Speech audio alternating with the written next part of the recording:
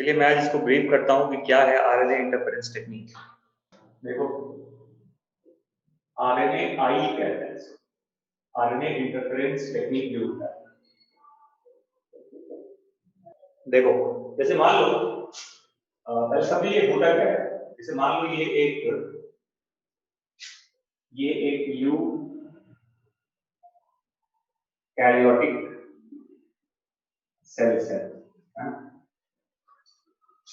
और इसके अंदर मान लो कोई भी एक फॉरेन डबल स्ट्रैंड आरएनए को कैसे बनता है।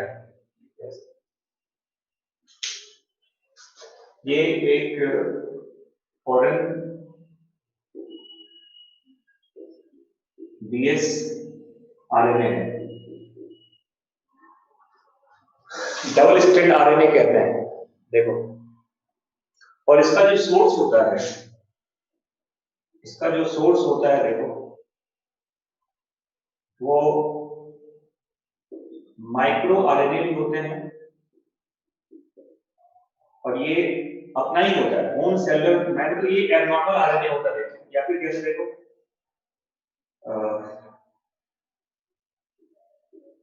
आरएनए वायरसेस होते हैं,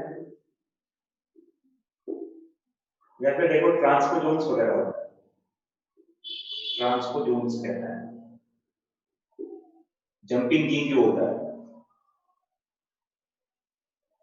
ठीक है। तो ये माइक्रो आरएनए आपके सेल्स का ही होता है, कुछ मतलब कह सकते हैं कुछ एबनॉर्मल तरह का ये आरएनए होता है जिसका कोई यूज नहीं होता।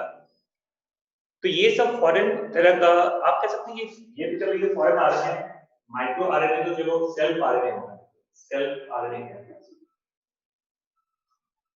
तो ये जो आपका फॉरेन डीएस आरएनए है या फिर आपका ये माइक्रो आरएनए है, सेल्फ आरएनए, जो हमारे सेल्स के लिए हार्मफुल है, इसका कोई जरूरत नहीं है। सेल्स क्या चाहता है, इसको डिस्ट्रॉय करना है।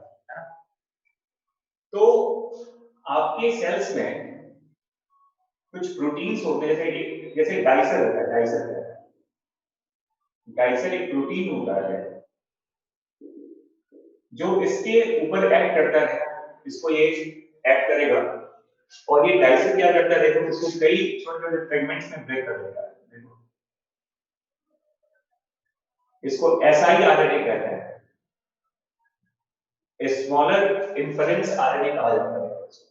एसआई आरएनए क्लीव करता है, कट कर देता है इसको ये डाइसर।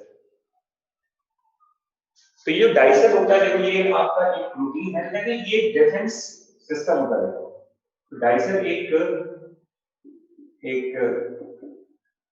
डिफेंस प्रोटीन होता है of all eukaryotic cells against any foreign DS RNA. तो ये एनसीईआरटी में लिखा भी हुआ है, देखो कि ये एक डिफेंस टेक्निक है जो सभी यूकैरियोट्स में होता है। ये एक प्रोटीन है जो बाहर के आरएनए को या माइक्रो आरएनए को क्लीव कर देता है। इसी को आरएनए इंटरफेरेंस कहते हैं। आरएनए को इंटरफेयर किया गया उसके प्रोसेस को। तो यूजुअली आरएनए इंटरफेरेंस समझ में आ गया क्या होता है। हमारे बॉडी के अपने प्रोटीन्स होते हैं, ये हमारे बॉडी के अपने प्रोटीन्स होते हैं जो फॉरेन आरएनए को कट करता है। ये एक नॉर्मल डिफेंस मैकेनिज्म है, ये एनसीईआरटी में लिखा हुआ है। It's a normal defence mechanism of, लिखो इस पॉइंट को, लिखिए normal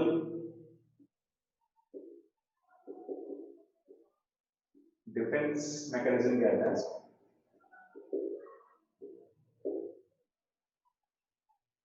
In eukaryotic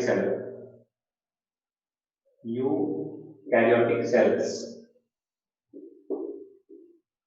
by which, in which कर लो, in which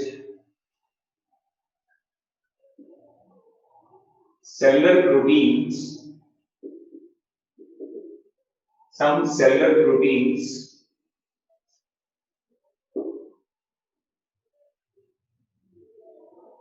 cleave the DS RNA double strand RNA.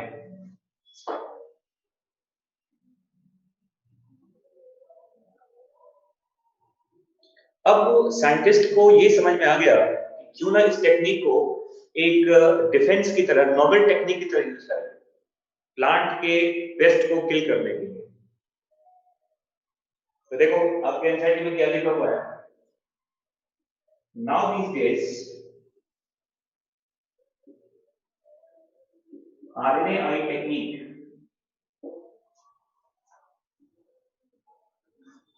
RNAi technique को एनसीईआरटी में लिखा है, मतलब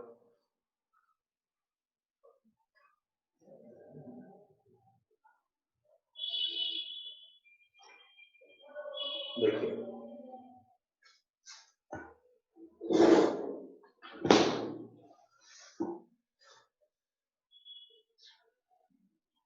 देखो क्या लिखा हुआ है,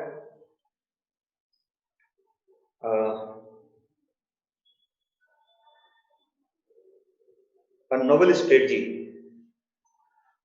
RNAi, देखो क्या लिखा हुआ है, a novel strategy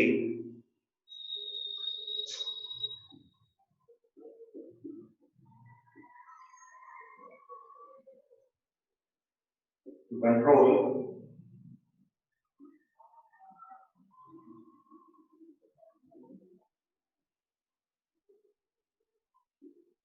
nematodes infection in plants। और देखो जो टोबैको वगैरह में लिखा हुआ है,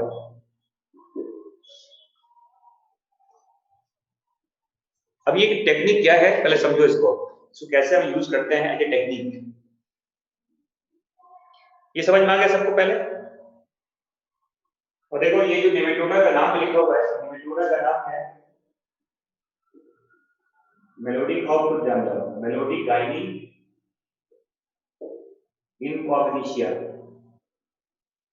इनकॉग्निशिया सही है ना नाम, मेलोडी, मेलोडी गाइनी इनकॉग्निशिया, इनकॉग्निशिया जी आई नहीं जी एम जी एम, इनकॉग्निशिया एक साथ देखो, NITI, मेलोडी, मेलोई क्या स्पेलिंग है, MALOIG,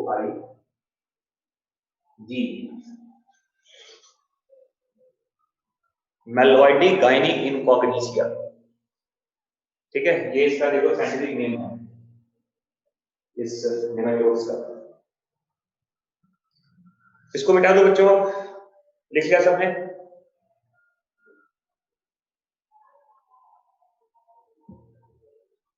हाँ जी लिख लिया ना,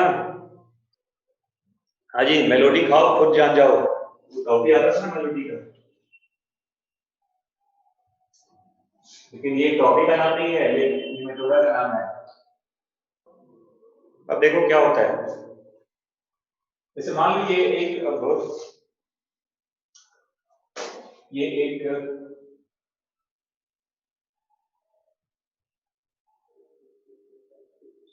ये लिखा गया देखो, ये एक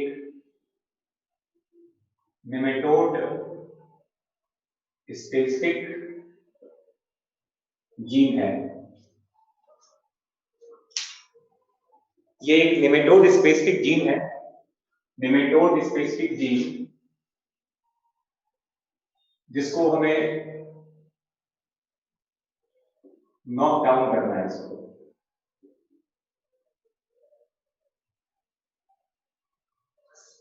मतलब इसको खत्म करना है, इसके इफेक्ट को कम करना है, नॉकडाउन इफेक्ट भी कहते हैं, साइलेंस भी करना है इसको, इस जीन को साइलेंस करना है, साइलेंस करना है।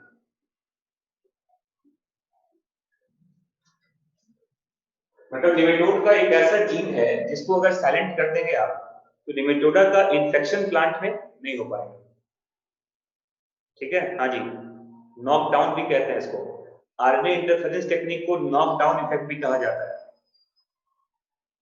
नॉकआउट नहीं कहते, नॉकडाउन कहते हैं इसको, ठीक है, नॉकडाउन इफेक्ट भी कहते हैं इसको। अब देखो क्या है, ये जो जीन होता है देखो, It is constructed as such so that both the strings of DNA can be transcribed. देखो इसमें जानते हैं एक सेंस स्ट्रिंग होता है और एक एंटी सेंस स्ट्रिंग होता है। एंटी सेंस क्या है? ये पढ़ा है ना, एंटी सेंस I3 और 3,5। आज बच्चों पढ़ा हुआ है ना कि डीएनए के जो दो टेम्पलेट्स होते हैं उसमें एक सेंस एक एंटी सेंस होता है। हाँ जी, और आपको ऐसा एक डीएनए तैयार करना है, कंस्ट्रक्ट करना है। ये निमेटोडा के जैसा, निमेटोडा का स्पेसिफिक जीन होता है एक्चुअली, है ना। ये आपने तैयार किया इस तरह से कि जिस निमेटोडा के जीन को साइलेंस करना है ना, उसी जीन का ये कॉपी होता है, उसी जीन का एक रेप्लिका होता है। उसको इस तरह से कंस्ट्रक्ट किया गया है कि इसका दोनों ही डीएनए का स्ट्रैंड क्या होता है बताओ, ट्रांसक्राइब होता है। यूजुअली तो एक ही होता है, सेंस का होता है, बट इसमें एंटी सेंस का भी होता है। और देखो अब ये देखो, मान लो ये प्लांट सेल है, मान लो ये प्लांट सेल है, ठीक है। अब आप क्या करो, इस डीएनए को with the help of TI plasmid के हेल्प से आपने क्या किया, इस निमेटोडा स्पेसिफिक डीएनए को हमने कहां पहुंचा दिया, देखो इस प्लांट के अंदर एग्रोबैक्टीरियम का जो वेक्टर होता है। तो हमने यहां पे यूज किया है टीआई प्लाज्मिड को as a vector to transfer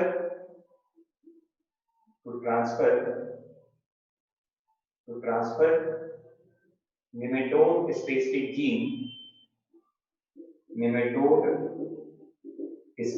gene into the host plant cell कहता है, ठीक है। अब देखो क्या होगा, ये जो डीएनए है ये तो प्लांट सेल के अंदर आके देखते हो, देखो ये जो निमेटोड स्पेसिफिक जीन है वो कहां पहुंच गया होगा, प्लांट के अंदर। अब इसका क्या होगा, देखो जब इसका क्या होगा यहाँ पे ट्रांसक्रिप्शन, तो देखो यहाँ पे दो स्टेट बनेगा, देखो यहाँ देखिए ये बन गया, देखो इसमें डीएस आरएनए, ये डबल स्टेट आरएनए है, देखो यहाँ पर।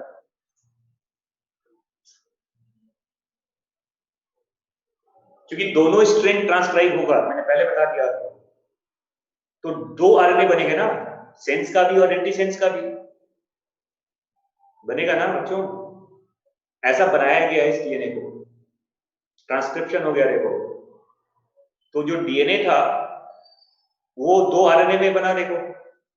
और याद रखिएगा अब जो डाइसर प्रोटीन होता है, डाइसर जो होता है, ये डाइसर क्या करेगा, इसको कट करेगा, क्लीव कर देगा, तो ये कई छोटे छोटे फ्रेगमेंट्स में टूट जाता है, और इसे कहते हैं क्या, siRNA। इसको स्मॉलर इन्फ्रेंस आरएनए कहते हैं। डाइसर ने कट किया इसको, देखो क्योंकि ये फॉरेन आरएनए होता है, देखो, और हमारे सेल्स में कैपेबिलिटी होता है। तो डाइसर एक प्रोटीन होता है जो फॉरेन आरएनए को कट करेगा छोटे छोटे आरएनए वाले पार्ट्स में। और देखिए अब ये जो आरएनए होता है, देखो अब आपके इसी प्लांट सेल में एक और प्रोटीन है, देखो देखिए इसे कहते हैं रिस्क प्रोटीन होगा, देखो रिस्क कहते हैं, आरएनए इंटरफेरेंस साइलेंसिंग कॉम्प्लेक्स कहा जाता है, रिस्क प्रोटीन होता है। और इसी प्रोटीन से ये यहां से देखो अटैच करता है, ये बाइंड कर लेता है, देखो ये क्या हो गया, बताओ रिस्क प्लस स्मॉलर इंफरेंस आरएनए कहते हैं।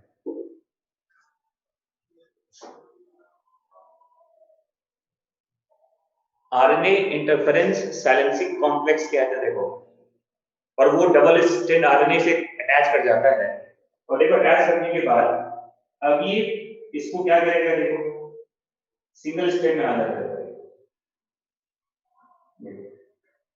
इसे कहते हैं एक्टिव रिस्क।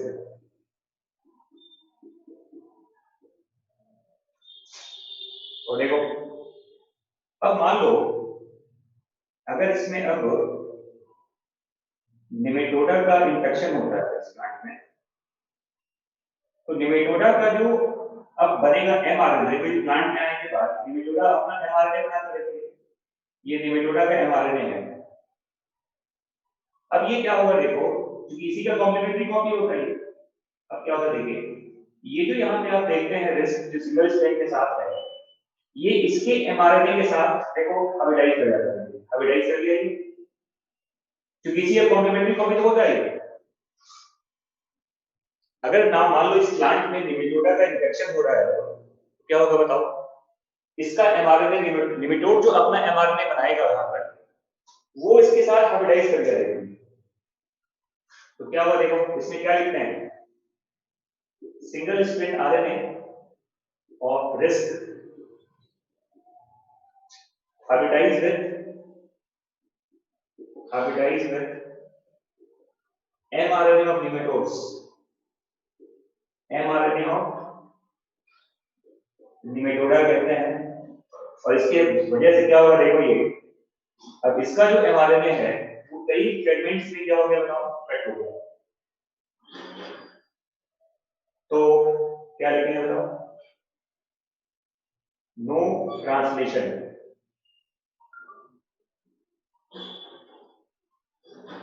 एमआरएनए का ट्रांसलेशन नहीं होगा, और इसकी वजह से कहते हैं डेथ हो जाता है, डेथ ऑफ निमेटोडा कहते हैं।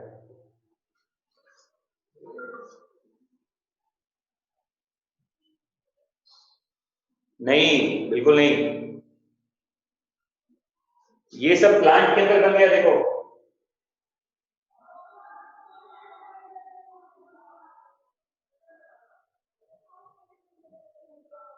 कोई मुश्किल नहीं है। देखो अब प्लांट को हमने तैयार कर दिया, देखो प्लांट के अंदर वो जो रिस्क और एसआई आरएनए अवेलेबल होता है। अब निमेटोडा का जैसे ही प्लांट में इंफेक्शन होगा, हाँ बता देता हूँ देखो, देखिए मैं क्या बता रहा हूँ, समझो पहले इसको। देखो आपके पास एनसीईआरटी किताब है, चलो मैं पहले ये समझा दूं, फिर मैं आपको बताऊं एनसीईआरटी में क्या लिखा है। यहाँ क्या लिखा हुआ देखो, अच्छा बताओ, आप जानते हैं किसी भी ऑर्गेनिज्म में कुछ वाइटल जीन्स होता है ना, वाइटल जीन्स कहते हैं, हाउस कीपिंग जीन्स होते हैं वो। अगर आप उस हाउस कीपिंग जीन्स को ट्रांसलेट होने से रोक दें तो उस ऑर्गेनिज्म का डेथ हो जाएगा।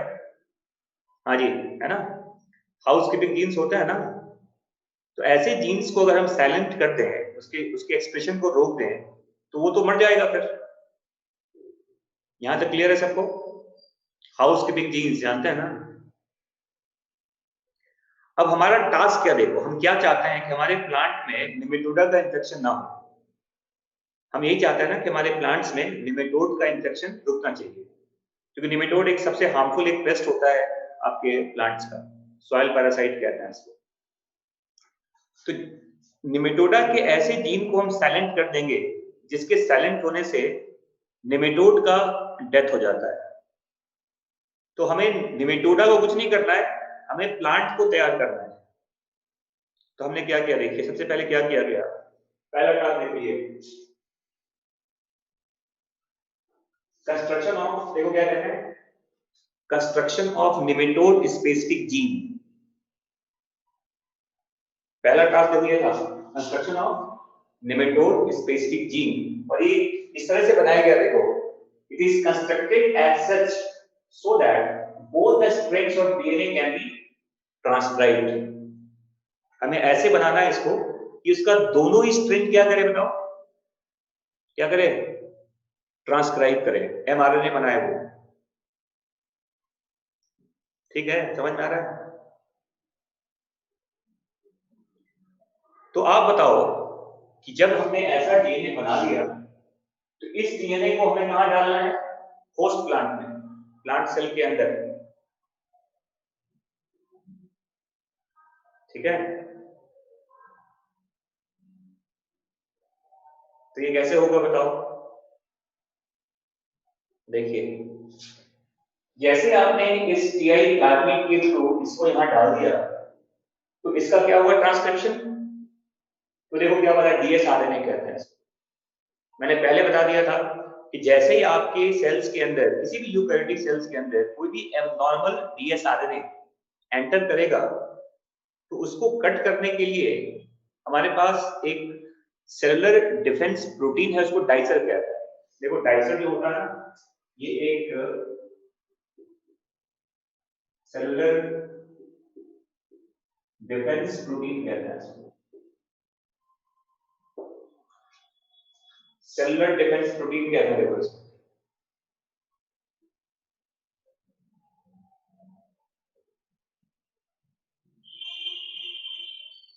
ठीक है, अब यहां देखिए, अब क्या हो रहा है देखिए यहां पर।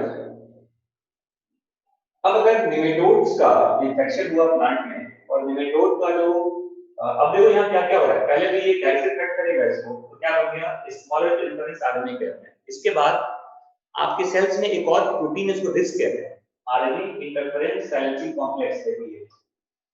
इसके साथ ये siRNA अटैच हो गया, देखो ये अभी ये एक्टिव इनएक्टिव फॉर्म में होता है। इसको risk plus smaller interference RNA कहते हैं। अरे बेटा, रिस्क भी प्लांट में भी होता है, कुछ निमेटोडा में नहीं, ऐसा प्लांट में है।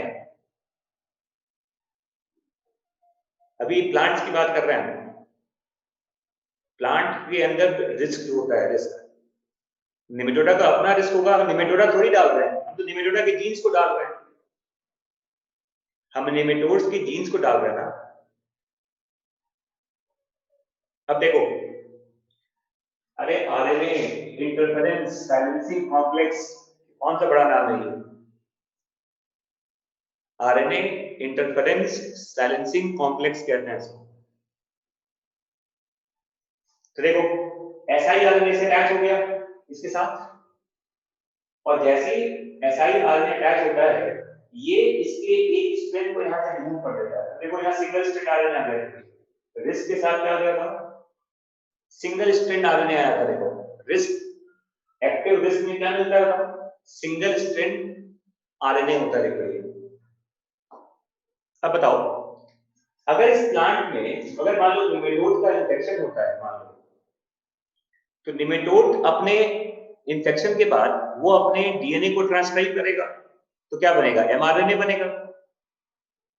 अब ये एमआरएनए इस रिस्क के साथ क्या कर गया बताओ, हाइब्रिडाइज कर जाता है निमेटोडा का एमआरएनए, क्योंकि ये जो एमआरएनए है ये भी तो निमेटोड का ही है ना। अच्छा बताओ, ये जो एमआरएनए आया वो किसका है, वो भी तो निमेटोड्स का ही है। ये समझ में आ रहा है आप लोगों को? ये जो आप देख रहे हैं निमेटोडा, ये जो सिंगल स्ट्रैंड आरएनए वो भी निमेटोडा का ही है ना, वहीं से तो आ रहा है। तो देखो ये जो एमआरएनए है इसके कॉम्प्लीमेंट्री होता है, तो उससे क्या करेगा बताओ, हाइब्रिडाइज कर जाएगा वो।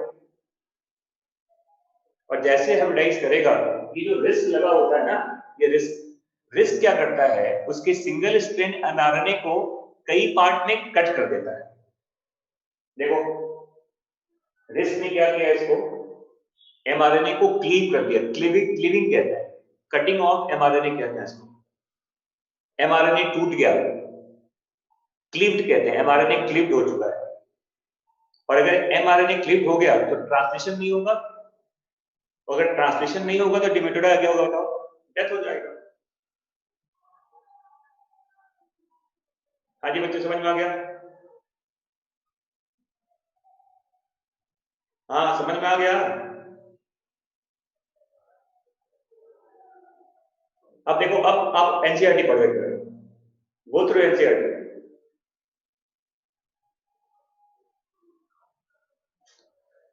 हाँ जी, completely clear now. Oh that's great. चलिए, मुझे भी अच्छा लगा सुन के। और क्या, अगर मान लो प्रोटीन का ट्रांसलेशन नहीं होगा तो निमेटोडा का डेथ हो जाएगा। अब आप पेज नंबर निकालिए एनसीईआरटी का 209, 209, और देखो क्या लिखा हुआ है। उसका जो लास्ट पैराग्राफ है वो पढ़िए पहले आप। उसका जो लास्ट पैराग्राफ है वो पढ़िए पहले आप, क्या लिखा हुआ है देखिए। Using Agrobacterium vector nematode specific gene were introduced into host plant. ये लाइन समझ में आ गया? First line is clear now. Using Agrobacterium vector nematode specific genes were introduced into the host plant. ये लाइन समझ में आ गया? हाँ जी बच्चों, ये समझ में आ गया ना? देखो ये पहला पॉइंट है, देखिए फर्स्ट पॉइंट एनसीईआरटी का। चलिए ठीक है, नेक्स्ट देखिए।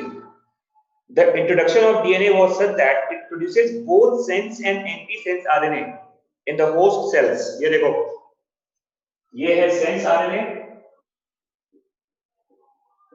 सेंस आरएनए कहते हैं, और नीचे बताओ ये क्या बताओ, ये एंटी सेंस आरएनए कहते हैं।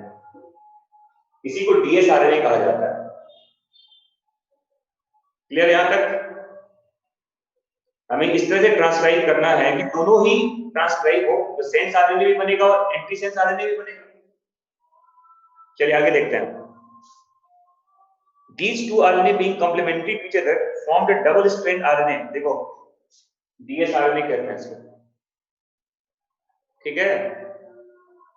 That initiate RNAi and thus silence the specific mRNA of the nematoda. The consequence was that the parasite could not survive in a transgenic host. देखो अभी जो प्लांट है ना, ये एक ट्रांसजेनिक प्लांट है, ये एक ट्रांसजेनिक प्लांट है। The transgenic plant therefore got itself protected from the parasite. देखो क्या लिखा हुआ है, could not survive in a transgenic host expressing specific interfering RNA.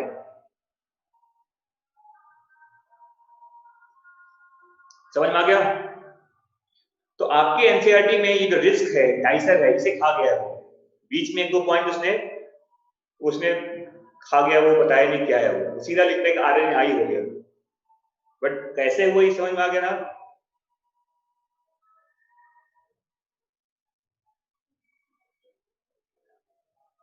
तो आप एनसीईआरटी के पॉइंट्स को भी लिख सकते हैं, जैसे पॉइंट में दिखलाया गया है, 4 पॉइंट वहां से बन जाएगा, वहां से लिख सकते हैं इसको। ठीक है बच्चों, अब ये बताओ कौन सा लाइन मिस्टर जतिन अहलावत जी, मिस्टर जे अहलावत, जल्दी बताइए कौन सा लाइन? हाँ तो मैंने क्या बताया आपको? मैं क्या बोल रहा था भाई? बता तो दो। देखो मैंने बहुत कुछ बताया जो एनसीईआरटी में लिखा हुआ नहीं है ना। अब डाइसर एनसीईआरटी में लिखा हुआ है क्या? पेज नंबर 109 का लास्ट पैराग्राफ। 109 कहाँ है बेटा? 209 नंबर है। तुम 109 में पढ़ रहे हो क्या? अरे 209 में देखना है।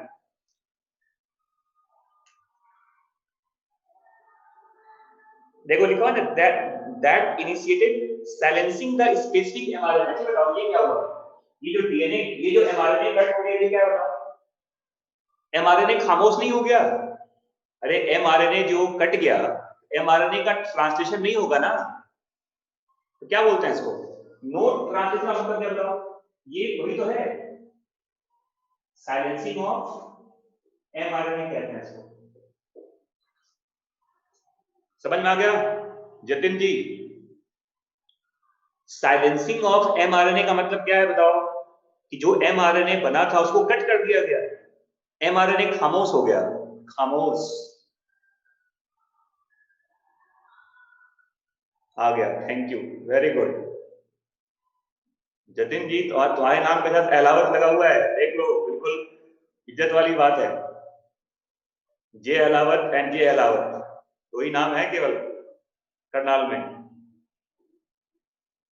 तो तुम्हारे नाम के साथ एक बहुत बड़ा नाम लगा हुआ है, अब उसका इज्जत तुम्हारे मतलब कंधों पे है, मतलब एम्स को फोड़ देना इस बार, ठीक है। हाँ जी, जितेंद्र सर वो भी अलावत है और ये भी अलावत है, कितना बढ़िया चीज है, देखो दोनों में जे लगा हुआ है। तो आप समझिए अच्छे से, और देखो कितना बढ़िया, अगर एनसीईआरटी अगर आप खोल के 4 बार पढ़ो, 5 बार पढ़ो, 10 बार पढ़ो, वो पल्ले नहीं पड़ना आपको दावे के साथ। आई कैन बेट कि कोई भी, और जो एबीसीडी काइंड ऑफ किताब पढ़ लें, आकाश का बुकलेट पढ़ लें, पताल का बुकलेट पढ़ लें, एलन का बुकलेट पढ़ लें, कहीं भी आपको समझ में नहीं आएगा, ये कंफर्म है। तो आपके लिए बिल्कुल एक अच्छे तरीके से मैंने आपको बता दिया इसको, ठीक है बच्चों। तो ये है आरएनए इंटरफेरेंस टेक्निक। चलिए, तो ये मैंने बता दिया, देखो अभी तक जो मैंने डिस्कस किया कि ट्रांसजेनिक प्लांट्स क्या होते हैं और ट्रांसजेनिक प्लांट्स का क्या यूज होता है, कैसे बनाते हैं उसको और उसके क्या बेनिफिट्स हैं। एक चीज पूछा था, देखो अब देखो इसी को देखो जीन साइलेंसिंग कहते हैं, इसी को नॉक डाउन इफेक्ट भी कहा जाता है, नॉक डाउन भी कहता है इसको, gene knockout knock down effect भी कहता है इसको, ठीक है। और ये एक बहुत इंपॉर्टेंट, अब ये केवल प्लांट्स में नहीं, एनिमल्स वगैरह में भी यूज कर रहे हैं इसको, नोबेल टेक्निक है ये, नोबेल टेक्निक, ठीक है। चलिए, तो इसको अब हटा दिया जाए यहां से, सबने लिख लिया इसको। बेटा इसी को कहते हैं, जीन साइलेंसिंग को ही नॉकडाउन इफेक्ट भी कहा जाता है, आरएनए इंटरफेरेंस टेक्निक को ही जीन साइलेंसिंग कहते हैं, और इसी को नॉकडाउन इफेक्ट भी कहा जाता है। चलिए ठीक है, चलो देखो यहां पर ट्रांसजेनिक बैक्टीरिया,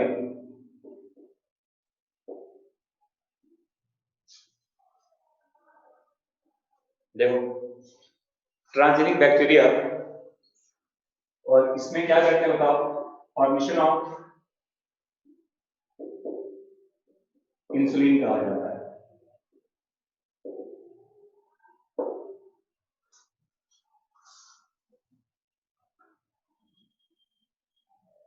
देखिए, तो देखो ऐसे लिखते हैं कि प्रीवियस अप्रोच कहते हैं, previous approach for the treatment of diabetes,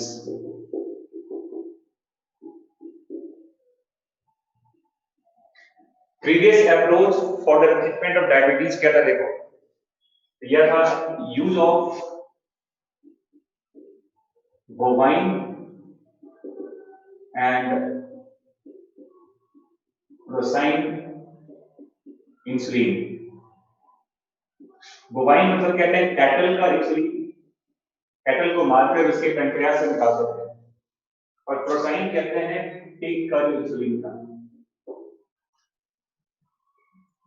देखिए, जब अकबर और बिरबल को डायबिटीज होता था, या उसके पहले और भी जो राजा थे, है ना, तो उस समय कोई इंसुलिन के इंजेक्शन तो आते नहीं थे, तो उन लोगों के पास एक ही ऑप्शन था, ये कैटल्स के पैंक्रियाज को, कैटल्स को स्लॉटर करते थे और उसके पैंक्रियाज से इंसुलिन निकाला जाता था। बोवाइन का मतलब कैटल कहते हैं और प्रोसाइल मतलब पिग का इंसुलिन होता है। लेकिन प्रॉब्लम क्या है देखो, but such method was not ethical as well as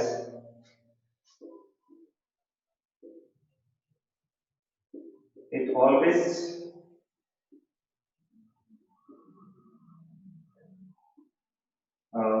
yeah, it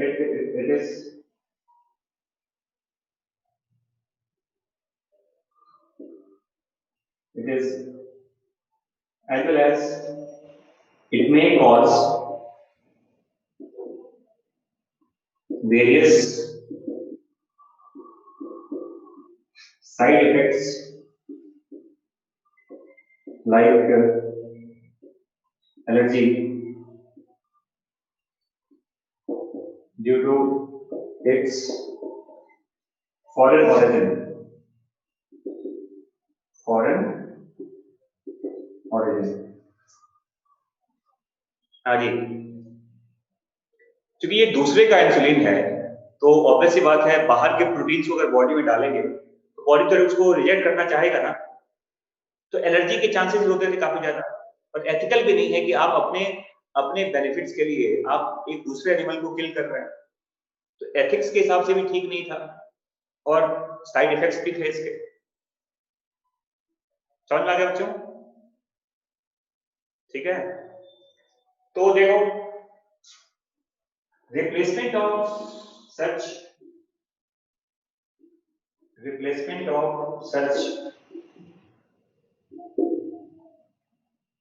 after the discovery of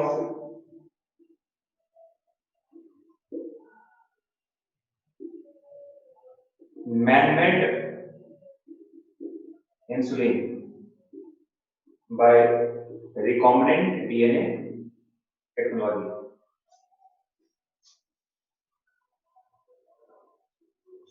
देखिए, तो इसको रिप्लेस किया गया, इसका रिप्लेसमेंट क्या है कि आप एक ऐसा इंसुलिन तैयार करो जो बायोटेक के हेल्प से बने, इसमें एनिमल को स्लॉटर ना करना पड़े और ये आपके लिए सेफ हो, इसका कोई साइड इफेक्ट ना हो। ठीक है, और ये कहानी देखो स्टार्ट कैसे करते हैं हम। तो सबसे पहले कहते हैं ये क्या देखा गया, जो ह्यूमन जीन सीक्वेंसिंग किया गया, ह्यूमन जीन सीक्वेंसिंग, तो देखा गया कि जो क्रोमोसोम नंबर 11 होता है ना, क्रोमोसोम नंबर 11, इसमें कहते हैं इसमें मिलता है इंसुलिन कोडिंग जीन होता है 11 नंबर पे। अरे स्लॉटर मतलब काटना मारना, और क्या स्लॉटरिंग नहीं समझते हो क्या?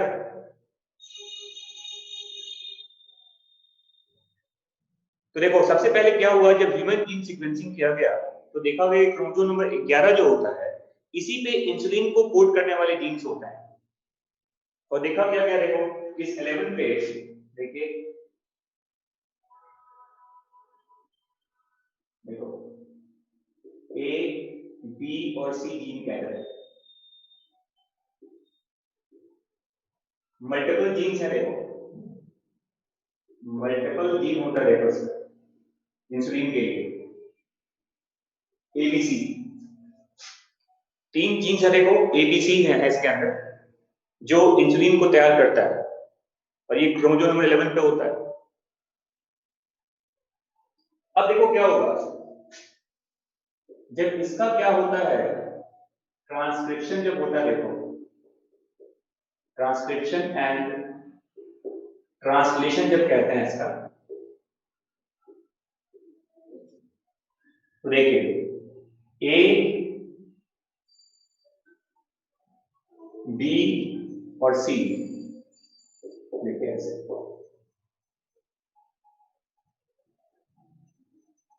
देखो ये आपस में डाइसल्फाइड ब्रिज से जुड़े हुए होते हैं, डाइसल्फाइड लिंकेज कहते हैं एस। देखो ए चेन है, बी चेन है, सी है, एबीसी पॉलीपेप्टाइड कहते हैं इसको, पॉलीपेप्टाइड चेन कहते हैं। इसमें ए में 21 अमीनो एसिड्स होता है, बी में 30 होता है और सी में भी 30 होता है। हाँ जी, डाइसल्फाइड लिंकेज होता है। ये जो 3 पॉलीपेप्टाइड चेन बनेंगे, ये किससे जुड़ा हुआ है बताओ? डाइसल्फाइड लिंकेज से। ए में 21 एमिनो एसिड होता है, बी में 30 एमिनो एसिड होता है और सी में भी 30 एमिनो एसिड होता है। समझ में आ रहा है? 21, 30, 30। और देखो इसे कहते हैं प्रो इंसुलिन, इसे कहते हैं प्रो इंसुलिन कहा जाता है। ये एक्टिव इंसुलिन है, देखो अभी एक्टिव नहीं हुआ ये। और जब ये एक्टिव इंसुलिन बनेगा तो उसमें सी खत्म हो जाता है। तो प्रो इंसुलिन जब एक्टिव इंसुलिन बनता है तो सी रिमूव हो जाता है अपने आप।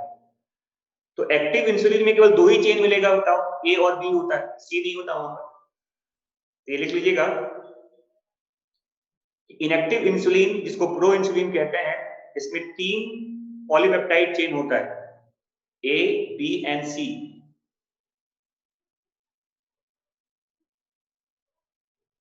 लेकिन ये जब एक्टिव में कन्वर्ट होता है तो active insulin contains only A and B. C get removed. There is removal of C polypeptide chain. अपने आप हट जाता है वो, तो केवल 2 ही बचेगा, A and B. तो active insulin contains only A and B polypeptide chain.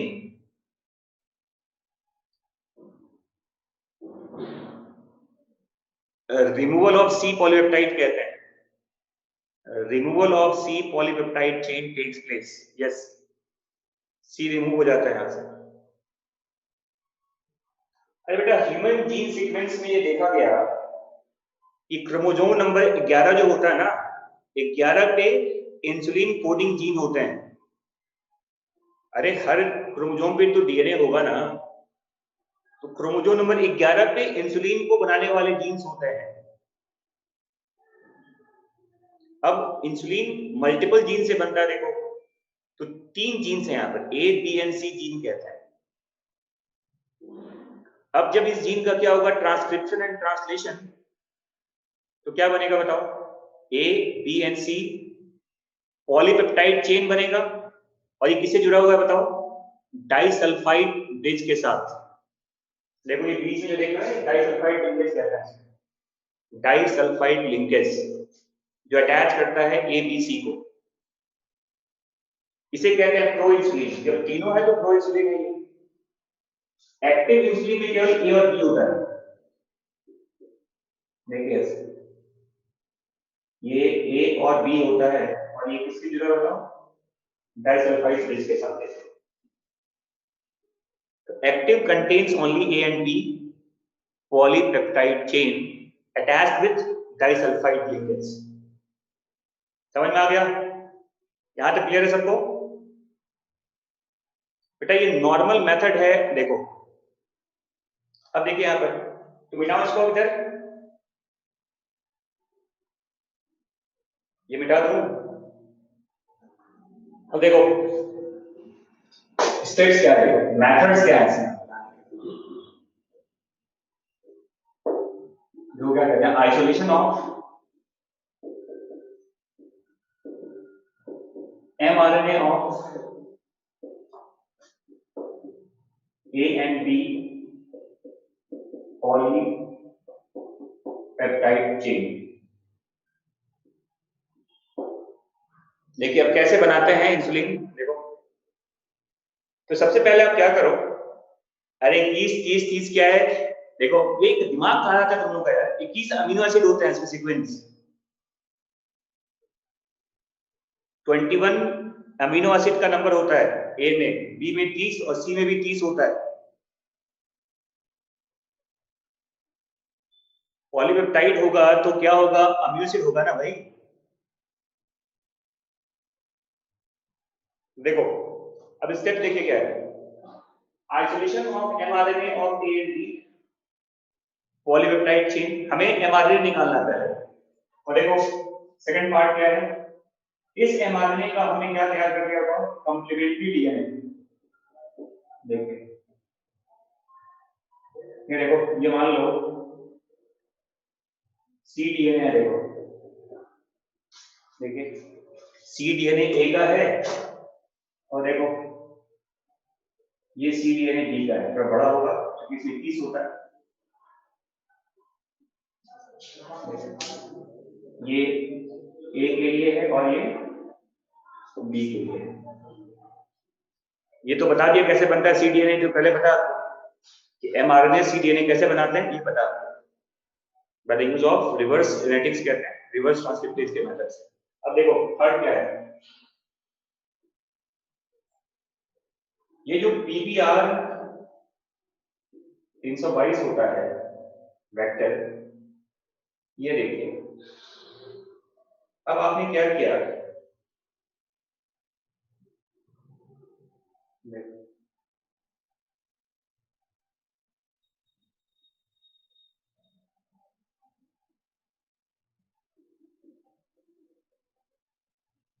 इसमें जोड़ दो, देखो उसको ए को भी और बी को भी। देखिए ये बी का पार्ट है यहाँ पर और देखो ये ए का पार्ट है यहाँ पर, ये है यहाँ, देखो ये बी है और ये क्या बन गया, देखो इसे कहते हैं रिकॉम्बिनेंट डीएनए।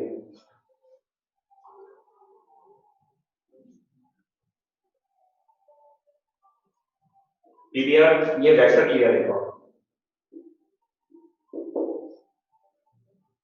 ठीक है, वेक्टर से जोड़ दिया आपने इसको, ए को भी और बी को भी अलग अलग। देखो अब क्या करना है, देखो अब आप अलग अलग इकोलाई में, देखो इकोलाई है, ये दूसरा इकोलाई है, देखिए इसको डालो इसमें और इसको डालो इसमें, ये क्या बताओ, ये ट्रांसफॉर्मेंट है, इकोलाई है।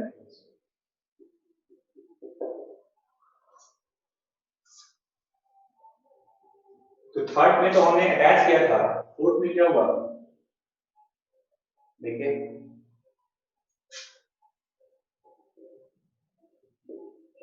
Recombinant DNA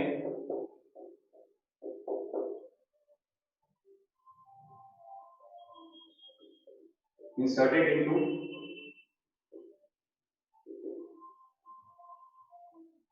separate E. coli, separate E. coli, और इसे कहते हैं ट्रांसफॉर्मेंट।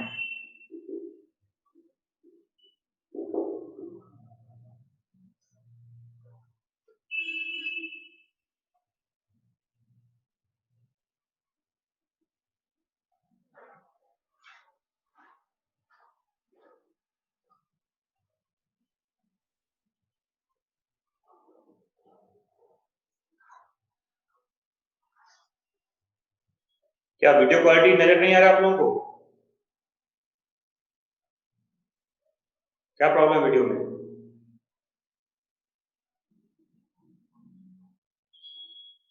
तो देखो दोनों को आप सेपरेटली इसमें डाल दीजिए इक्वलाई के अंदर,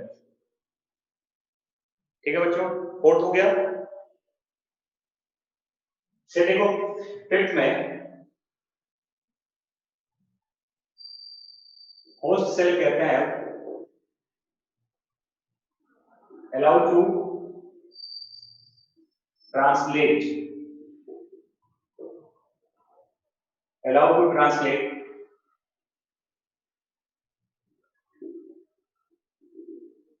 foreign DNA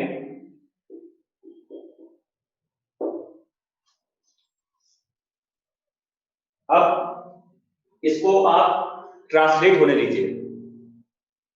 तो जब ट्रांसलेट अगर होगा तो 6 पॉइंट क्या होगा बताओ, 6 पॉइंट में क्या होगा, इंडिपेंडेंटली कहते हैं, independent formation of A and B polypeptide chain कहा जाता है in different E. coli।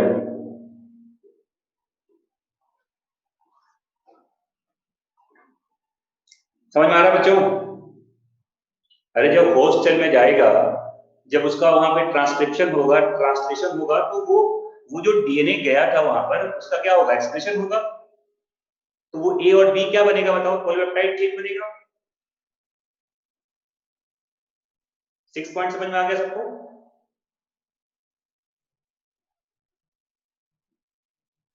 6 point clear हुआ सबको?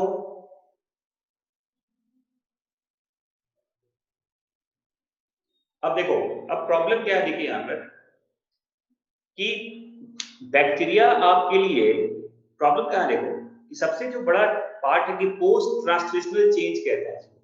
ये प्रोकार्योट्स में नहीं होता कि, कि अगर प्रोटीन्स बन गया, पेप्टाइड बन गया, तो डाइसल्फाइड डालने का जो प्रॉपर तरीका होता है ये बैक्टीरिया नहीं कर सकता आपके लिए, क्योंकि बैक्टीरिया में पोस्ट ट्रांसलेशनल चेंजेस नहीं होते। ट्रांसलेशन के बाद का चेंज यूकार्योट्स में होता है। देखो, बैक्टीरिया में ना पोस्ट ट्रांसक्रिप्शन होता है ना पोस्ट ट्रांसलेशन होता है, क्योंकि बैक्टीरिया सीधा एमआरएनए बनाता है, आप एचएनआरएनए बनाते हैं, ये पता है ना। तो बैक्टीरिया में कोई पोस्ट ट्रांसक्रिप्शनल चेंज नहीं होता, ना ही कोई पोस्ट ट्रांसलेशनल चेंज होता है, ये चेंज यूकार्योट्स में होता है। तो हमारे पास अभी अलग अलग ए और बी बना हुआ है ना।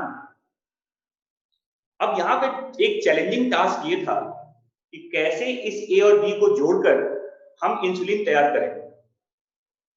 और ये एनसीईआरटी में लिखा हुआ है कि it was the most challenging task how to introduce disulphide linkage in between A and B polypeptide chain. ये सबसे बड़ा चैलेंज था, क्योंकि ये काम बैक्टीरिया नहीं कर सकता। तो एनसीईआरटी में क्या लिखा हुआ है देखिए कि साइंटिस्ट ने क्या किया कि दोनों पेप्टाइड को पहले बाहर निकाला, आइसोलेट किया, और आर्टिफिशियल मेथड से लैब में, केमिकल लेबोरेटरी के अंदर दोनों को केमिकल तरीके से जोड़ दिया। Disulphide bridge in vitro condition में डाल दिया गया, इन विट्रो मेथड के थ्रू, सेल्स के बाहर केमिकल मेथड से। और फाइनली हमने तैयार कर लिया, क्या बताओ, एक्टिव इंसुलिन। तो देखो 7 पॉइंट लिख लीजिए, 7 पॉइंट लिख लो। Isolation of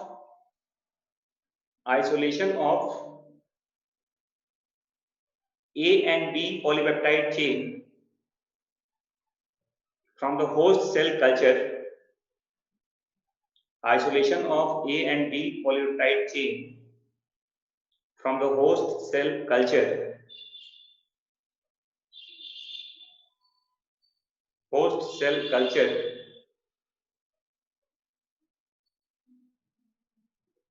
and by the chemical process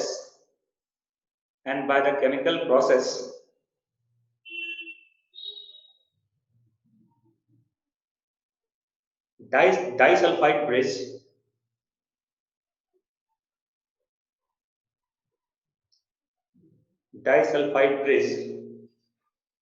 देखो ये एनसीईआरटी में लिखा हुआ है,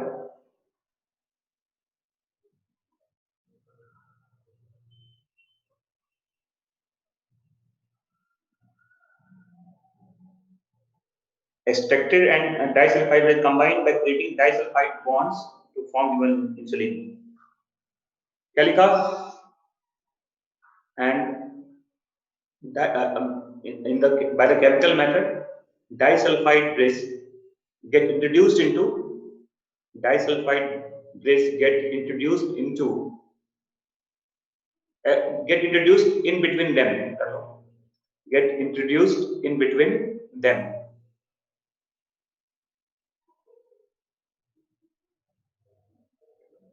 और देखो ये लिखा हुआ है कि कंपनी का नाम था कौन सा, देखो इली लिली कंपनी। ये जो फर्स्ट कंपनी था 1983 में बना था, देखो ये इली लिली कंपनी है, देखो नाम इली लिली। हाँ जी, कंपनी का नाम है इली लिली।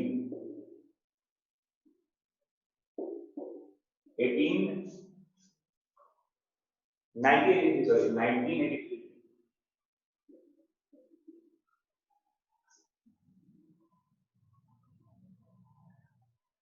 और हमने बना लिया इस तरह से क्या, insulin with the help of recombinant DNA technology.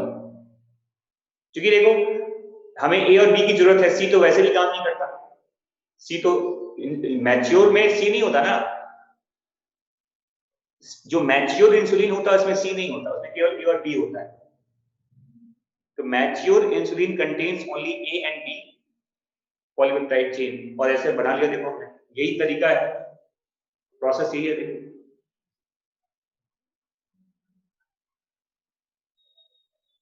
हाँ जी बच्चों, क्लियर है? चलिए, तो एक क्लास और लगेगा, तो आने वाले क्लास में आपके सिलेबस का द एंड हो जाएगा। ठीक है बच्चों, बेटा आने वाले क्लास में आपके चैप्टर का द एंड हो जाएगा, कल ही कर दो एंड। क्यों भाई इतनी जल्दी क्यों है? अरे आराम से करेंगे एंड, ऐसा क्या है, अभी बहुत कुछ पढ़ना है आपको। चलिए, तो जब भी आएगा whenever we will arrange your class, हाँ उसके बाद रिवीजन चलेगा, ठीक है, ओके बेटर। चलिए, टेक केयर, बाय बाय।